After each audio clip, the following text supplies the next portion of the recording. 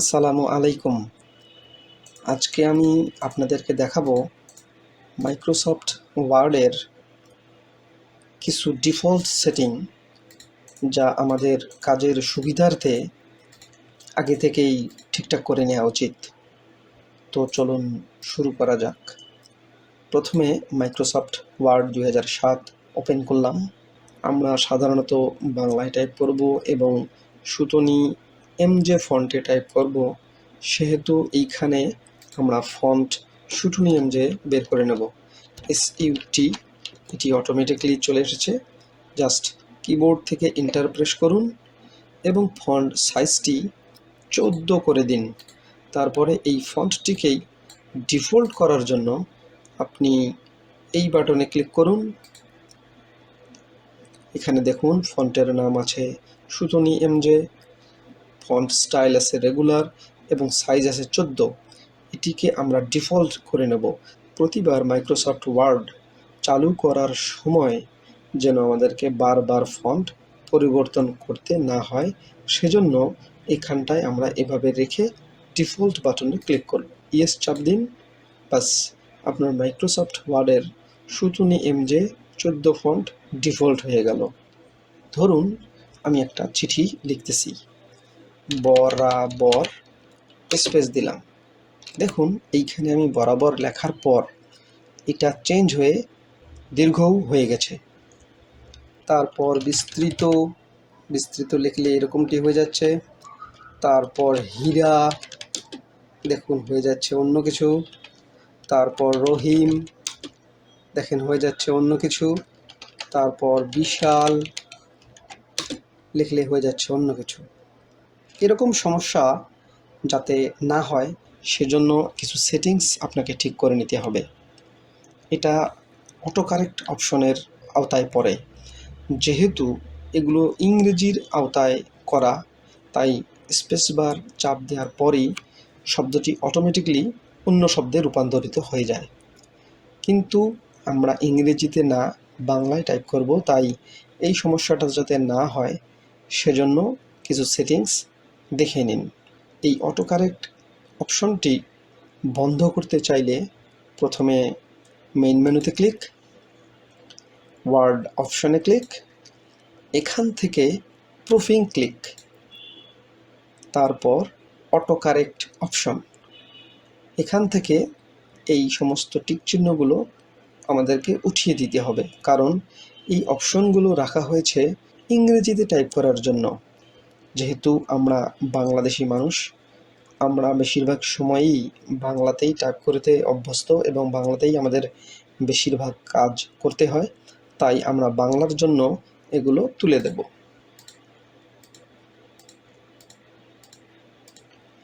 এবারে ওকে করে দেব, তারপর আবার ওকে। এবার এটুকু আমরা মুছে দেব। এবার আমরা আবার চেষ্টা করব। বড়া ফন্ট চেঞ্জ হয়ে গিয়েছে, ফন্টটি আবার সুটুনি এমজেতে নিয়ে আসতে হবে। এবারে আমরা আবার লিখব বরাবর। এবার কিন্তু আর প্রথম অক্ষরটি পরিবর্তন হলো না। বরাবর প্রধান শিক্ষক। আরেকটি বিষয় লক্ষ্য করুন যে আমাদের একটি লাইন থেকে আরেকটি লাইনের দূরত্ব অনেক বেড়ে গিয়েছে। এটা ডিফল্টভাবে এরকমই থাকে।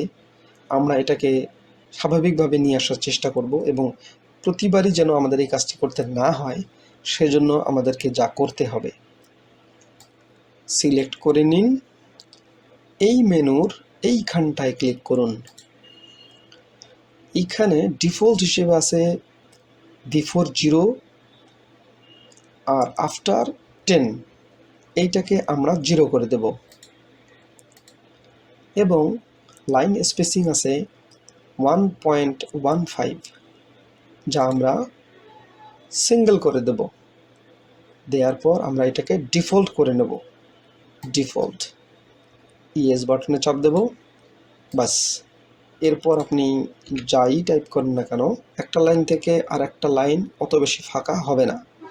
যেমন সুটুনি এমজে নিলাম, ফন্ট একটু বড় করে নিলাম, আবার লিখলাম বরাবর প্রধান শিক্ষক দিঘি বাড়ি উচ্চ বিদ্যালয়। বাস, এবারে কিন্তু একটা লাইন থেকে আর একটি লাইনের ফাঁকা অত বেশি হচ্ছে না, এটাই স্বাভাবিক। এবারে আমরা শিখব কিভাবে মাইক্রোসফট ওয়ার্ডের টেক্সট বাউন্ডারি দিতে হয়। তো সেজন্য আপনাকে যা করতে হবে, মেইন মেনুতে ক্লিক, ওয়ার্ড অপশনসে ক্লিক, এখান থেকে অ্যাডভান্সে ক্লিক, তারপর একটু স্ক্রল করে নিচের দিকে শো টেক্সট বাউন্ডারিজ নামক এই অপশনটি অ্যাক্টিভ করতে হবে। এরপর ওকে। বাস, আপনার টেক্সট বাউন্ডারিটা চলে এসেছে, যেটা দেখে আপনি বুঝতে পারবেন যে বাম দিকে কতটুকু মার্জিন রাখলাম, ডান দিকে কতটুকু মার্জিন রাখলাম, টপে এবং বটমে কতটুকু মার্জিন রাখলাম, এগুলো। এবারে আসুন পেজ সেটআপ। আমরা মাইক্রোসফট ওয়ার্ডের পেজ সেটআপটা কাস্টমাইজ করার জন্য মাউস পয়েন্টার দিয়ে বামের ভার্টিক্যাল মার্জিনে ডাবল ক্লিক করব। আমাদের পেজ সেটআপ ডায়লগ বক্স চলে এসেছে। অথবা আপনি পেজ লেআউটে গিয়ে এইখানটায় ক্লিক করুন, বাস পেজ সেটআপ ডায়লগ বক্সটি চলে এসেছে। আমাদের পেজটি পোর্ট্রেটে আছে, অর্থাৎ খাড়া রয়েছে, আর এটি হলো ল্যান্ডস্কেপ বা ভূমি সমান্তরাল। আমরা যেহেতু চিঠি করব, এটি বেশিরভাগ সময় খাড়াই থাকে, তো এইটা সিলেক্ট করাই আছে। টপ, আপনি এই বাউন্ডারির উপর থেকে এই পর্যন্ত কতটুকু জায়গা ফাঁকা রাখবেন সেটা এখানে নির্ধারণ করে দিতে হবে। উল্লেখ্য, এটা ইঞ্চিতে রয়েছে, স্বাভাবিকভাবে আমরা এখানে 1 ইঞ্চিই রাখতে পারি। এবারে আছে বটম, বটমেও 1 ইঞ্চিই আমরা রাখতে পারি।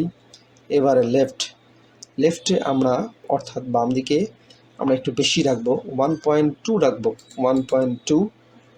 এবং রাইট, ডান দিকে আমরা 0.9 বা 0.8 রাখতে পারি, 0.8 করে দিলাম। এটা হলো পোর্ট্রেটের জন্য, আর এটা হলো margin top, left, bottom, right, এগুলোতে আমরা কোনো কাজ করব না। এরপর পেপার ট্যাব থেকে আমরা বুঝতে পারবো আমাদের পেজটির সাইজ কত। সাধারণত বাংলাদেশে 2 ধরনের পেজ ব্যবহার হয়, একটি হলো A4 এবং আরেকটি হলো লিগ্যাল। তো সাধারণত চিঠিপত্র সবসময় A4 কাগজেই হয়ে থাকে, তাই আমরা A4 কাগজ সিলেক্ট করে দেব।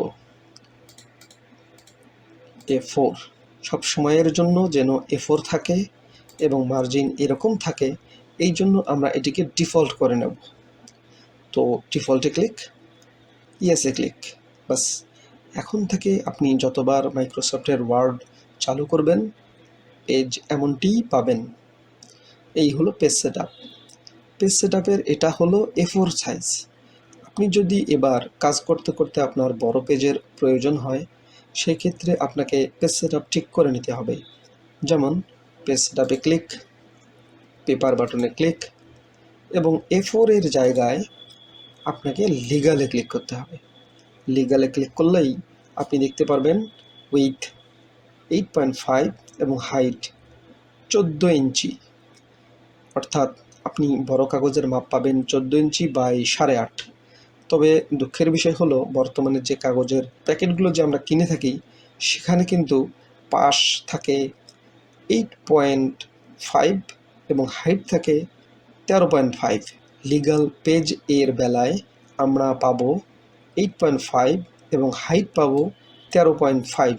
সেক্ষেত্রে আমরা লিগ্যালে এসে 13.5 কিবোর্ড থেকে টাইপ করে দিয়ে ওকে করব। এটা হলো আমাদের বড় কাগজ, অর্থাৎ লিগ্যাল পেজ। সাধারণত অনেক বড় কিছু লিখতে, যেমন থানায় জিডি করতে বা বড় কোনো ডকুমেন্ট যদি আপনি লিখতে চান, সেক্ষেত্রে আপনার লিগ্যাল পেজ ব্যবহৃত হয়ে থাকে। আর এক ধরনের কাগজ আমাদেরকে প্রিন্ট করতে হয়, সেটি হলো স্ট্যাম্প। স্ট্যাম্প পেপারে আমাদেরকে যদি প্রিন্ট দেওয়ার প্রয়োজন হয় সেই ক্ষেত্রে তার সেটআপটা হবে আলাদা। আমি দেখিয়ে দিচ্ছি যে স্ট্যাম্প প্রিন্ট করার জন্য কিভাবে পেজ সেটআপ করবেন। তো সেক্ষেত্রে আপনি পেজ সেটআপে ক্লিক করুন। আপনি উইডথ দেবেন কিবোর্ড থেকে 8.3 এবং হাইট দেবেন 13.3। এটি হলো স্ট্যাম্প এর মাপ। এরপরে আমাদেরকে মার্জিনে যেতে হবে। স্ট্যাম্প পেপারের উপরে অনেকটুকু জায়গা ফাঁকা রাখতে হয়, তাই আমরা টপ মার্জিন দেব 4.2, লেফটে 1, বটমে 1, রাইটে 1। এগুলো আপনি আপনার ইচ্ছা মতো করে নিতে পারেন। তবে অবশ্যই মনে রাখবেন স্ট্যাম্প পেপার প্রিন্ট করার ক্ষেত্রে অবশ্যই টপ মার্জিন 4.2 থাকতে হবে এবং পেপারের সাইজ 8.3 এবং হাইট 13.3 এটা রেখে আপনি ওকে বাটনে চাপ দেবেন। বাস, এটা হলো আপনার স্ট্যাম্প প্রিন্ট করার জন্য কাজের উপযোগী কাগজ। তো আমরা মোটামুটি 3টি মাপ পেলাম। একটি হলো A4, একটি হলো লিগ্যাল এবং আরেকটি হলো স্ট্যাম্প প্রিন্ট। এতক্ষণ সাথে থাকার জন্য ধন্যবাদ।